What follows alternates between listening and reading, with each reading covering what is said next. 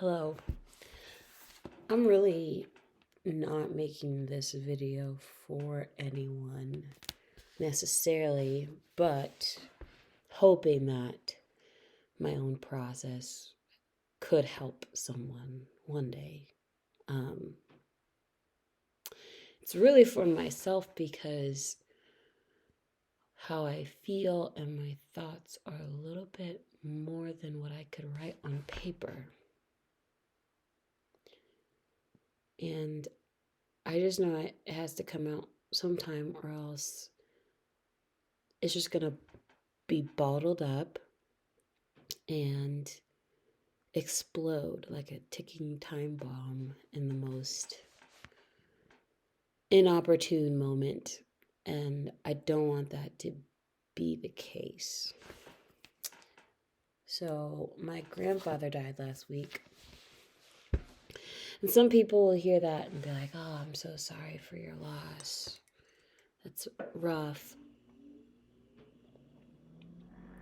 The reality is that I didn't really know him. I didn't really have a relationship with him. He didn't really have a relationship with anyone. And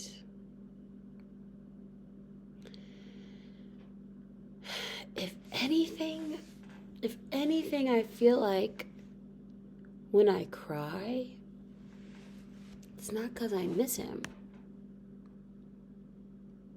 Can't miss someone you didn't know. I cry because of what wasn't. And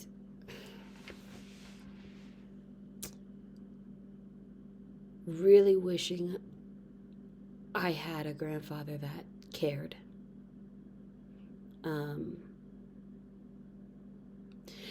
It hits a little deeper because my father wasn't around either. He was in prison most of my life, and I haven't spoken to him since I was 18 when I visited him in prison. And the only times he's ever tried to reach out is when he needed something. And so with my grandfather's passing, I just feel this overwhelming sense of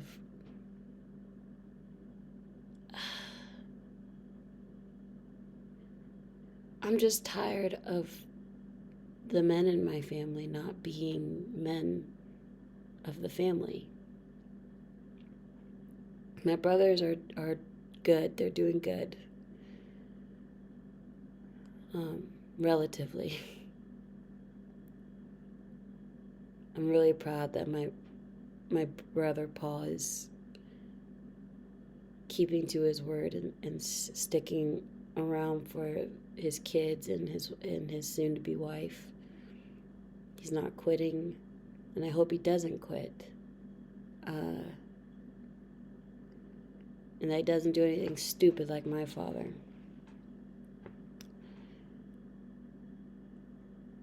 But man, I really grieve that the men in my family aren't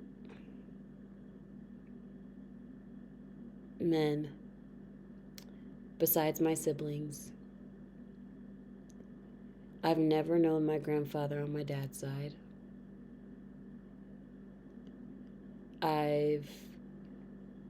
I don't know my father very well. I know who he is, but I don't know him. I have 4 memories of my grandfather, and I don't have a relationship with my uncle on my mom's side. None of the uncles on my dad's side. I have one. His name is Uncle Lester, who I'm eternally grateful for because he's, if I'm being so real, the only uncle that actually cared when my dad went to prison. My dad went to prison when I was 12, and he was the only one that reached out and, you know, cared about us. All the other uncles just, I don't know, distant.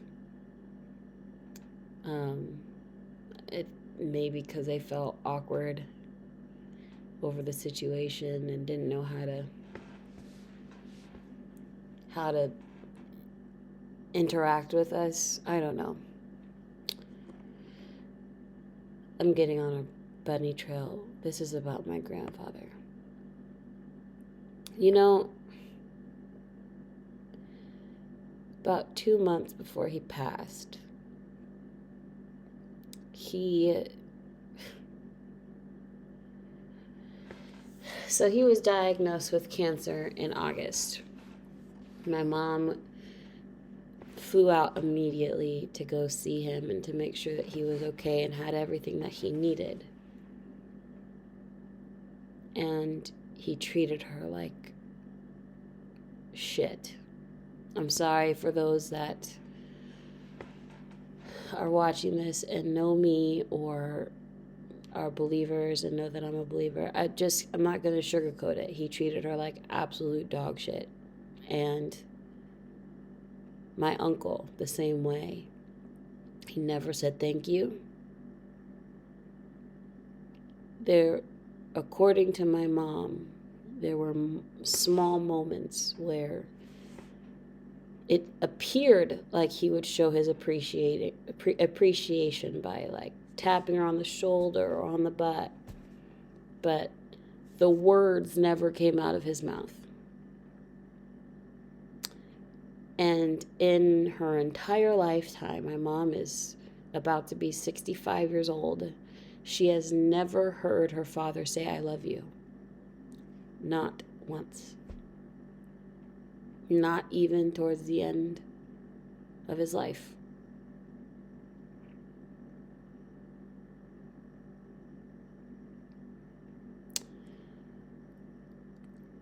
He treats my uncle the same way. Calls him a stupid drunk with no real job. Sorry, he did. He's not here anymore. And was estranged from most of my cousins and siblings because none of them went to college. He was pissed at my sister that because she got pregnant while she was in college and had to drop out. And pissed off at my cousin because he never went. And 2 months before he died, my mom was there visiting him, and I called to check in, and I said, "Hi, how you doing all the things," and I hang up the phone, and he asks my mom, how's high school going for her? I'm 29, and I'm getting my master's degree, and he has dementia, or had. That's so weird. He had dementia. And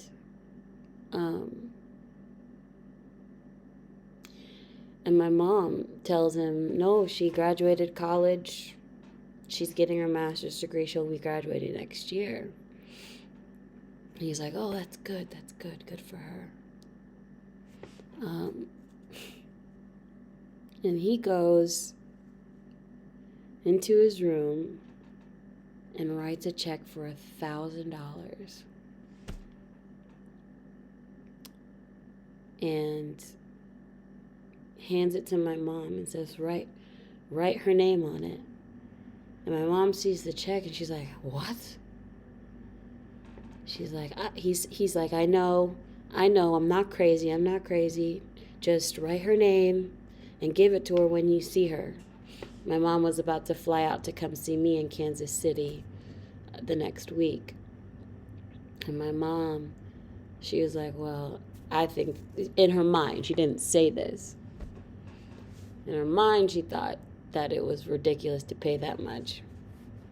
money just because I'm in college, or sorry, getting my master's. But she wasn't gonna fight with him. If he wanted to give me $1,000, he could give me $1,000. And when she came, that's what she did. And I called him and I thanked him, and I said that I would see him soon, and he was like, okay, okay. And I said, I love you. And he said, okay. And then hangs up the phone.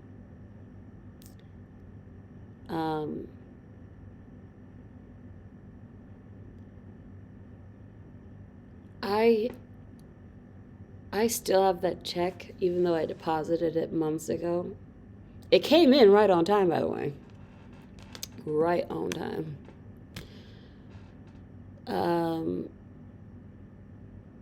But honestly, I feel like I'm torn in this tension of like, I'm grateful that he sent it, but I would have rather known him and have memories with him than $1,000. I would have rather, if I could have given him that check back and said, can I have $1? Or sorry, that's not what I meant to say. If I gave you $1 for every minute of your time, can I spend it on you? But what's crazy is not only is that not an option anymore, I don't think he would have done it.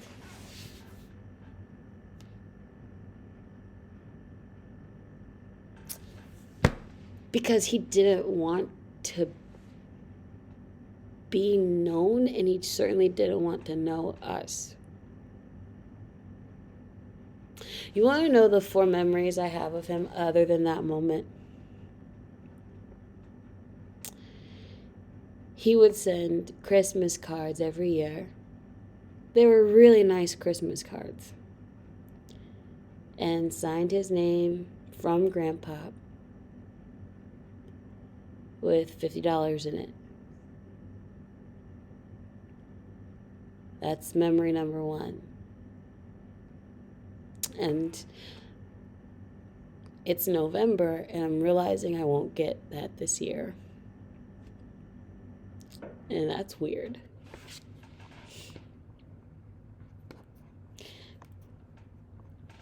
And it's crazy because it's like, why am I crying for a man I don't know? But he was still family. So, yeah, it will be the first year in my whole life that I will not get a Christmas card from him this year. That's memory number 1. Memory number 2, I briefly remember him as a child coming over once, because he's lived in the East Coast most of my life, and then he moved to Arizona the last 10 years. So he's been there, and I only remember him coming to visit California once. Yeah, that's it. Oh, another memory came up. I remember him. So technically this is visiting California twice. It was for my sister's wedding back in 2017. And he came. I said my highs, all of that. And my cousin Damaris was, during the reception, my cousin Damaris was dancing, and, she's twerking and doing her little thing. And Grandpop he pulls me aside and hits me, telling me to tell Damaris to stop dancing like that, rather than just telling Damaris himself. And that gave the whole family a laugh, because it's very much him. He got really angry at Damaris, but didn't want to tell Damaris himself. And anyway, I was confused. I'm like, why are you telling me? The fourth memory is my grandma's funeral, who he was divorced from for like 30 years. And my mom didn't even want him to come, because he usually just brings drama. But somehow my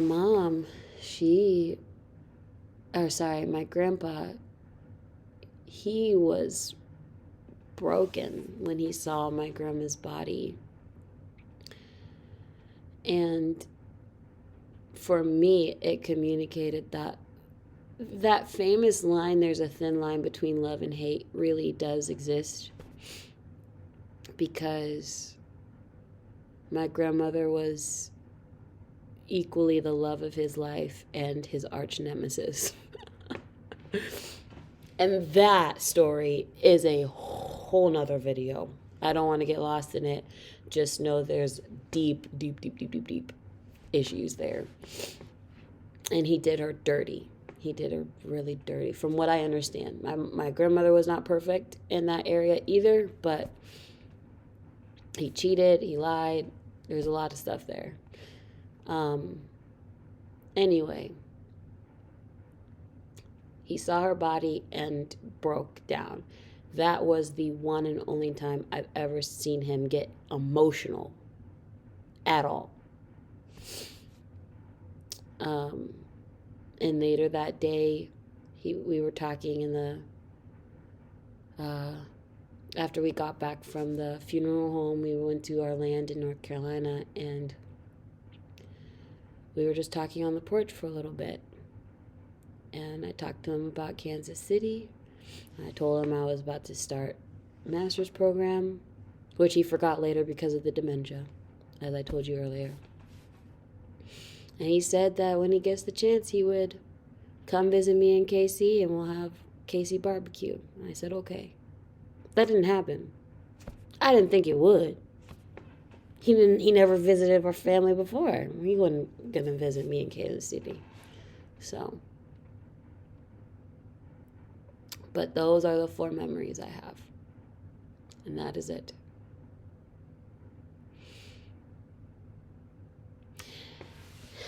And with the cards, I always wondered, I have the worst posture ever. I just like being comfortable. With my cards, I always wondered, did he send them out of love? Duty? Because he respected me? Honestly, the $1,000 one was more because he respected me. I don't think he loved me. I don't know if he was capable. I don't think he knew how to love my mom either. Or my uncle. And right now, as I say that, I feel so much guilt for saying that about someone who is dead.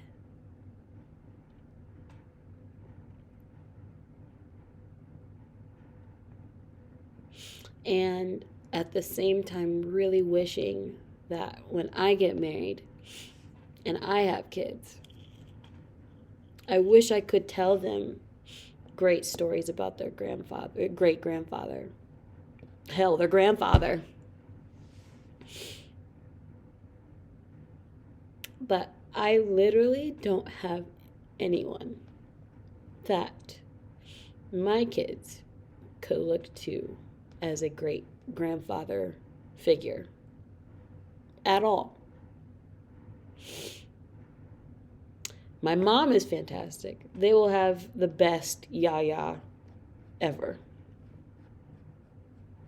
And I'm eternally grateful for her, for real.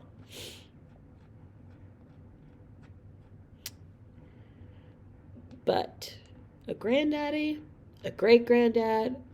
What's crazy is my nephew Hezekiah has been living for 4 years now, and my grandfather has not seen him once. What person wouldn't want to meet their great grandchild? That is your legacy. But no. Paul has 2 of them. Nope, didn't meet one. And I think, if I'm not mistaken, he's only met Janaea's kids, my niece and nephew Kalia and Tayden, twice. It's just crazy. The value he had for money and education over relationship and family. I don't get it. Because at the end of his life, he died alone. None of us were there.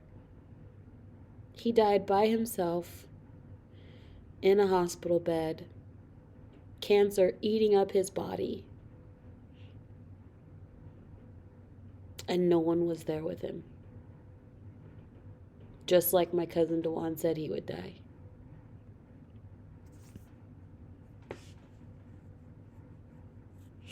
Sorry, there's a little blimp there. And that is so sad. I feel bad for him. But at the same time, I don't, because that's what he wanted. He didn't want us. He didn't. He only wanted us when he needed something. He only wanted my mom when he needed something from her. And then blames his entire death on her.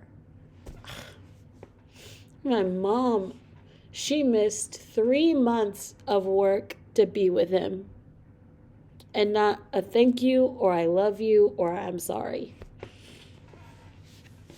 And so I'm like, why do I grieve this man? He was horrible. He was horrible.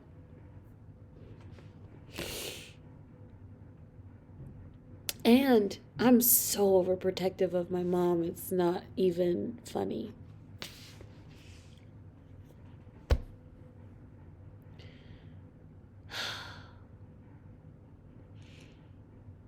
I love him, and I don't hate, because I'm not supposed to hate, but man, do I strongly dislike him and how he treated our family. But I also just wanted to get to know him. You know, I'm doing this ancestry test, trying to figure out our family lineage, because our records are so screwed up. Because back then, they didn't care about African American records. I have been racking my brain in this laptop for months trying to figure out our ancestry, and because of how bad they screwed up the records, I don't know how we're going to figure it out. I really need to go to a specialist. And he just refused to talk about his father. Maybe it brought up too much pain, I don't know, but part of me just wishes, even if it was a coffee day, to just talk about lineage, history, family, his life. I don't care. I love that kind of stuff. He would have gotten to know me by talking about that stuff, because I love talking about history. But he didn't. He's dead. He's dead. He's dead. So I'll never know. So False. I forgot another memory. There was one memory I do have where he was when I was in college, and I had to do a report where I interviewed someone who was either in the war or heavily affected by a war, and he was in the military. So I interviewed him about his life in the military, but that was it. And it was great. I, you know, I really respected that he fought and served, and you know, he was deployed to, I think, Germany during World War II. One of those, I can't remember. Anyway, that was it though. Nothing about our family.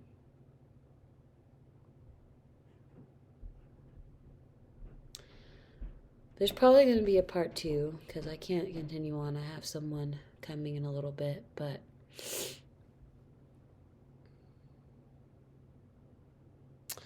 I might write a song.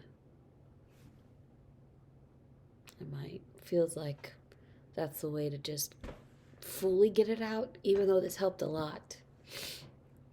This helped a ton. I